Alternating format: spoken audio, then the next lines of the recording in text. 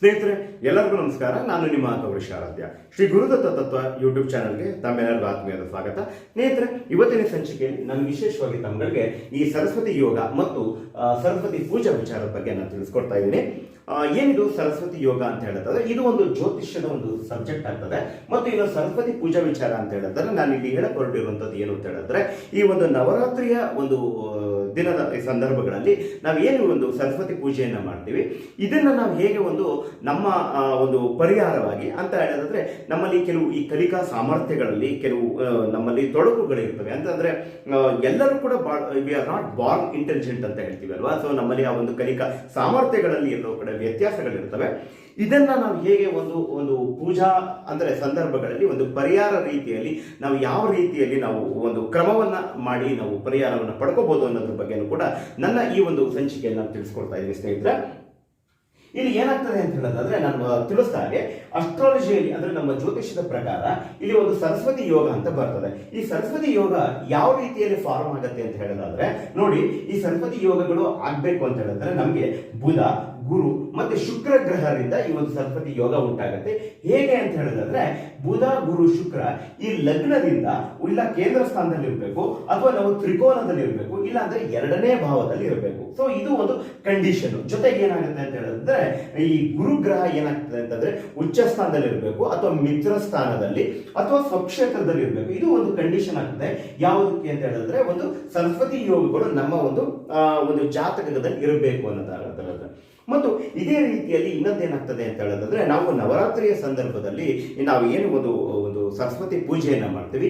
ಈ ಒಂದು ಸರಸ್ವತಿ ಪೂಜೆಯ ಸಮಯದಲ್ಲಿ ಕೆಲವು ನಾವು ಒಂದು ಪರಿಹಾರಗಳನ್ನು ಕೂಡ ನಾವು ಮಾಡ್ಕೋಬಹುದು. ಅಂದ್ರೆ ಯಾವ ರೀತಿಯಲ್ಲಿ ಅಂತ ಹೇಳಿದ್ರೆ, ಈ ಒಂದು ಕಲಿಕೆ ಅನ್ನುವಂಥದ್ದು ನಮ್ಮ ಒಂದು ಜೀವನದಲ್ಲಿ ನಮ್ಗೆ ಇದ್ದೇ ಇರ್ತದೆ. ಓಕೆ, ಮಕ್ಕಳ ಒಂದು ಎಜುಕೇಶನ್ ಆಗಿರ್ಬೋದು, ಅಥವಾ ಅವರ ಒಂದು ಬೆಟರ್ಮೆಂಟ್ ಆಗಿರ್ಬೋದು, ಅಥವಾ ನಮ್ಮದೇ ಒಂದು ಎಜುಕೇಶನ್ ಸಂಬಂಧಪಟ್ಟಿರ್ಬೋದು, ಅಥವಾ ನಮ್ಮ ಕಲಿಕಾ ಸಾಮರ್ಥ್ಯಕ್ಕೆ ಸಂಬಂಧಪಟ್ಟದಾಗಿ ಈ ಒಂದು ಯಾವ ರೀತಿಯಲ್ಲಿ ನಮ್ಮ ಒಂದು ಬೆಳವಣಿಗೆಗೋಸ್ಕರ ಒಂದು ಒಂದು ಪರಿಹಾರವನ್ನಾಗಿ ಯಾವ ರೀತಿಯಲ್ಲಿ ಮಾಡ್ಕೋಬಹುದು ಅಂತ ಹೇಳೋದಾದ್ರೆ, ಸ್ನೇಹಿತರೆ, ಇದು ಸರಸ್ವತಿ ಬೀಜ ಮಂತ್ರ. ಸೊ ಇಲ್ಲಿ ಸರಸ್ವತಿ ಈ ಹೈಮ್ ಅಂತ ಇದೆಯಲ್ಲ, ಈ ಹೈಮ್ ಅಂತ ಬಂದ್ಬಿಟ್ಟು ನಾವು ಹೇಗೆ ಓಂ ಅಂತ ನಾವು ಏನು ಯೂಸ್ ಮಾಡ್ತೀವಿ, ಅದೇ ರೀತಿಯಲ್ಲಿ ಹೈಮ್ ಅನ್ನುವಂಥದ್ದು ಸರಸ್ವತಿಗೆ ಸಂಬಂಧಪಟ್ಟಂತಕ್ಕಂಥ ಒಂದು ಬೀಜ ಮಂತ್ರ.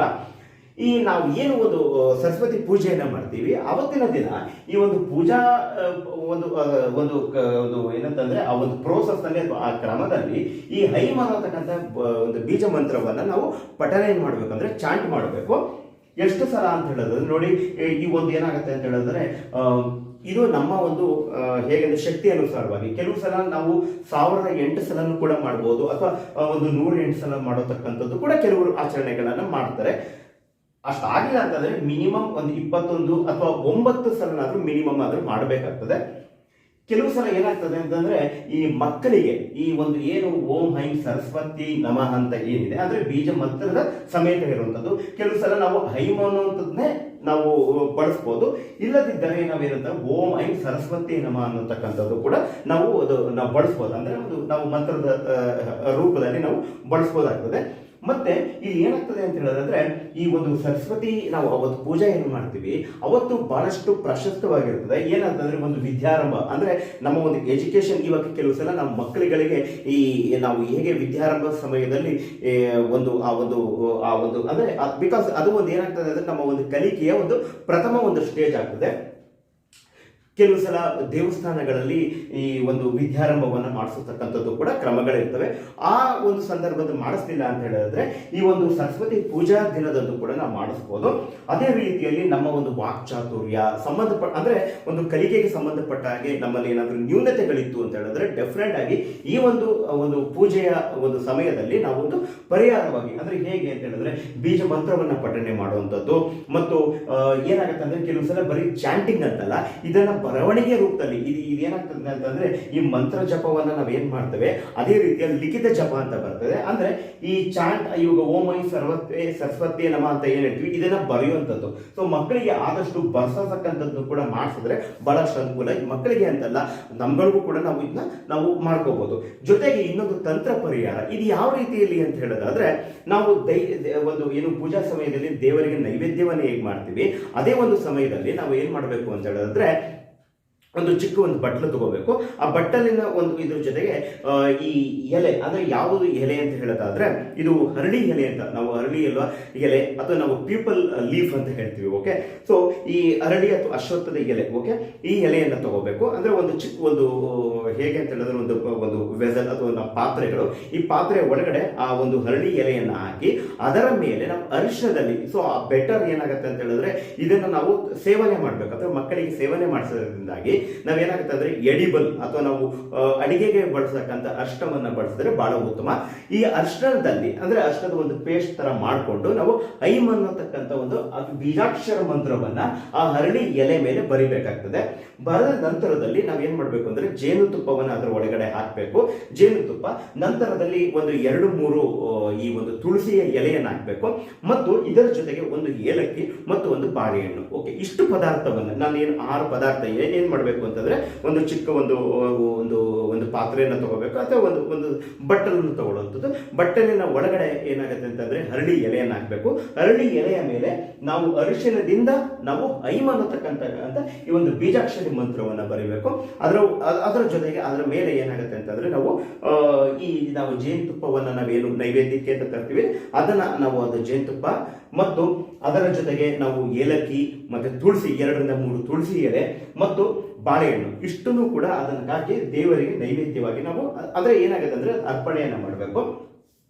ಜೊತೆಗೆ ಏನಾಗುತ್ತೆ ಅಂತಂದ್ರೆ ಈ 108 ಸಲ, ಓಕೆ, ನಾನು ಏನ್ ಹೇಳಿದೆ 9 ಸಲ ಅಟ್ಲೀಸ್ಟ್ ಮಿನಿಮಮ್ 108 ಸಲ ನಾವು ಚಾಂಟ್ ಮಾಡಬೇಕು. ಏನು ಅಂತಂದ್ರೆ ಓಂ ಐಂ ಸರಸ್ವತೇ ನಮಃ ಅಂತಕ್ಕಂಥ ಈ ಒಂದು ಮಂತ್ರವನ್ನ ಚಾಂಟ್ ಮಾಡಬೇಕು. ಚಾಂಟ್ ಮಾಡಿ ಅಂದ್ರೆ ನಾವು ಒಂದು ಜಪವನ್ನ ಮಾಡಬೇಕು. ಮಾಡಿದ ನಂತರದಲ್ಲಿ ಆ ಜೇನುತುಪ್ಪ ನಾವು ಏನು ಇಟ್ಟಿರ್ತೀವಲ್ಲ ಇದನ್ನ ನಾವು ಏನ್ ಮಾಡ್ಬೇಕು ಅಂತಂದ್ರೆ ಮಕ್ಕಳ ನಾಲಿಗೆ ಮೇಲೆ ಬರೆದ್ರೆ ಬಹಳ ಅನುಕೂಲ ಆಗ್ತದೆ. ಸೊ ಕೆಲವು ಸಲ ಏನಾಗುತ್ತೆ ಅಂದ್ರೆ ಮಕ್ಕಳುಗಳು ನಾಲಿಗೆ ಮೇಲೆ ಬರೆಸ್ಕೊಳ್ಳಿಲ್ಲ ಅಂತ ಹೇಳಿದ್ರೆ ಆ ಒಂದು ಏನು ಬಾಳೆಹಣ್ಣು ಇದೆ ಅದನ್ನ ನಾವು ತಿನ್ನೋಕೆ ಅಂತ ಕೊಡ್ಬೋದು.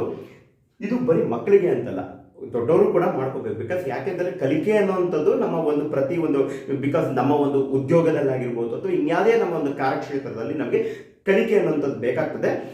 ಕಲಿಯುವಂಥವ್ರು ಯಾರಿದ್ದೀರಿ ಈ ಒಂದು ಕ್ರಮವನ್ನು ಮಾಡಿಕೊಂಡ್ರೆ ಬಹಳ ಅನುಕೂಲ ಆಗ್ತದೆ. ಈ ವಾಕ್ಚಾತುರ್ಯವನ್ನ ನಾವು ವೃದ್ಧಿ ಮಾಡ್ಕೊಳ್ಳೋದಾಗಿರ್ಬೋದು. ಮತ್ತೆ ಮಕ್ಕಳಿಗಂತಂದ್ರೆ ಸ್ಟೂಡೆಂಟ್ಸ್ಗಳಿಗೆ, ಓಕೆ, ಸ್ಟೂಡೆಂಟ್ಸ್ಗಳು ಆ ಒಂದು ಕಲಿಕೆಯ ಒಂದು ಹಿತದೃಷ್ಟಿಯಲ್ಲಿ ಯಾರು ಮಾಡ್ಕೊಂಡ್ರು ಕೂಡ ಬಹಳ ಅನುಕೂಲ ಆಗ್ತದೆ.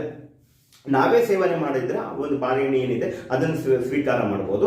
ಇಲ್ಲದಿದ್ದರೆ ಮಕ್ಕಳಾದ ಪಕ್ಷದಲ್ಲಿ ಅವರು ಬರೆಸ್ಕೊಳ್ತಾರೆ ಅಂತ ಹೇಳಿದ್ರೆ ಅವರ ನಾಲ್ಗೆ ಮೇಲೆ ಈ ಒಂದು ಜೇನುತುಪ್ಪ ಏನಿರುತ್ತೆ ಇದನ್ನ ನಾವು ಒಂದು ತುಳಸಿ ಕಡ್ಡಿಯ ಮುಖೇನ ಅಂದ್ರೆ ತುಳಸಿ ಕಡ್ಡಿಯ ಮುಖೇನ ನಾವೇನ್ ಮಾಡಬೇಕು ಅಂತಂದ್ರೆ ಅವರ ನಾಲ್ಗೆ ಮೇಲೆ ಕನಿಷ್ಠ 3 ಸಲ ಅವರಿಗೆ ಐಂ ಅನ್ನತಕ್ಕಂಥ ಒಂದು ಮಂತ್ರವನ್ನ ಬರಬೇಕು. ಬಟ್ ಬರೆಯೋತಕ್ಕಂಥ ಸಮಯದಲ್ಲಿ ಓಂ ಐಂ ಸರಸ್ವತಿಯೇ ನಮಃ ಅನ್ನತಕ್ಕಂಥ ಒಂದು ಬೀಜ ಮಂತ್ರವನ್ನ ನಾವು ಪಠನೆ ಮಾಡಿಕೊಂಡು ಆ ಮಕ್ಕಳ ಒಂದು ನಾಲ್ಗೆ ಮೇಲೆ ಬರೆದಂಥ ಸಮಯದಲ್ಲಿ ಡೆಫಿನೆಟ್ ಆಗಿ ಅವರಲ್ಲಿ ಇರತಕ್ಕಂಥ ಏನಾದರೂ ನ್ಯೂನತೆಗಳಿತ್ತು ಅಂತಂದ್ರೆ ಆ ಒಂದು ಸರಿ ಆಗ್ತದೆ. ಮತ್ತು ಅವರ ಒಂದು ಎಜುಕೇಶನ್, ಅವರ ಒಂದು ಎಜುಕೇಶನ್ ಸಂಬಂಧಪಟ್ಟಾಗಿ ಇರ್ಬೋದು, ಮತ್ತೆ ಅವರ ಒಂದು ಕಲಿಕಾ ಸಾಮರ್ಥ್ಯಕ್ಕೆ ಸಂಬಂಧಪಟ್ಟಾಗಿ ಡೆಫಿನೆಟ್ ಆಗಿ ಅವರಿಗೆ ಒಂದು ಅಭಿವೃದ್ಧಿನ ಕಾಣ್ತಾರೆ. ಈ ಒಂದು ಹೇಗೆ ಅಂತ ಹೇಳಿದ್ರೆ ಈ ಒಂದು ಸರಸ್ವತಿ ಪೂಜೆಯ ಒಂದು ಸಮಯದಲ್ಲಿ ಈ ರೀತಿಯ ಒಂದು ಕ್ರಮವನ್ನು ಅನುಸರಿಸಿದಲ್ಲಿ ಡೆಫಿನೆಟ್ ಆಗಿ ನಮ್ಮಲ್ಲಿ ಒಂದು ಪಾಸಿಟಿವ್ ರಿಸಲ್ಟ್ ಸಿಗುತ್ತೆ ಅನ್ನತಕ್ಕಂಥ ಒಂದು ವಿಚಾರವನ್ನ ನಾನು ಈ ಒಂದು ಸಂಚಿಕೆ ಮುಖಾಂತರ ತಮಗೆಲ್ಲರೂ ಕೂಡ ನಾನು ತಿಳಿಸ್ಕೊಟ್ಟಿದ್ದೀನಿ.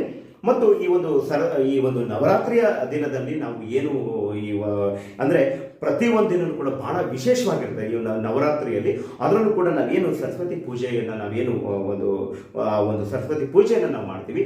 ಆ ಒಂದು ದಿನದಲ್ಲಿ ಈ ನಾನು ಒಂದು ಪೂಜಾ ಕ್ರಮದಲ್ಲಿ ಈ ಒಂದು ಮಂತ್ರ ಮತ್ತು ಆ ಒಂದು ಕೆಲವು ತಂತ್ರ ಪರಿಹಾರಗಳನ್ನು ಮಾಡಿಕೊಂಡಲ್ಲಿ ಡೆಫಿನೆಟ್ ಆಗಿ ನಮಗೂ ಕೂಡ ಒಂದು ಏನಾಗುತ್ತೆ ಪಾಸಿಟಿವ್ ರಿಸಲ್ಟ್ ಬರುತ್ತೆ ಅನ್ನತಕ್ಕಂಥ ಒಂದು ಮಾಹಿತಿಯನ್ನು ತಿಳಿಸಿ ತಮ್ಮೆಲ್ಲರೂ ಕೂಡ ಒಳ್ಳೆಯದಾಗಲಿ. ಒಂದು ನವರಾತ್ರಿಯ ಒಂದು ಪೂಜಾ ಕ್ರಮಗಳೇನಿದೆ ತಾವೆಲ್ಲರೂ ಕೂಡ ಆಚರಣೆ ಮಾಡಿ ಅದರಿಂದ ಒಂದು ಪಾಸಿಟಿವ್ ರಿಸಲ್ಟ್ಗಳನ್ನು ಪಡ್ಕೊಳ್ಳಿ ಅನ್ನತಕ್ಕಂಥ ಒಂದು ಮಾತನ್ನು ತಿಳಿಸ್ತಾ ನನ್ನ ಈ ಒಂದು ಸಂಚಿಕೆಯನ್ನು ನಾನು ಇಲ್ಲಿಗೆ ಸಮಾಪ್ತಿಯನ್ನು ಮಾಡ್ತಾ ಇದ್ದೀನಿ. ತಮ್ಮೆಲ್ಲರೂ ಕೂಡ ಒಳ್ಳೆಯದಾಗಲಿ. ಸರ್ವೇ ಜನ ಸುಖಿನೋ ಭವಂತು.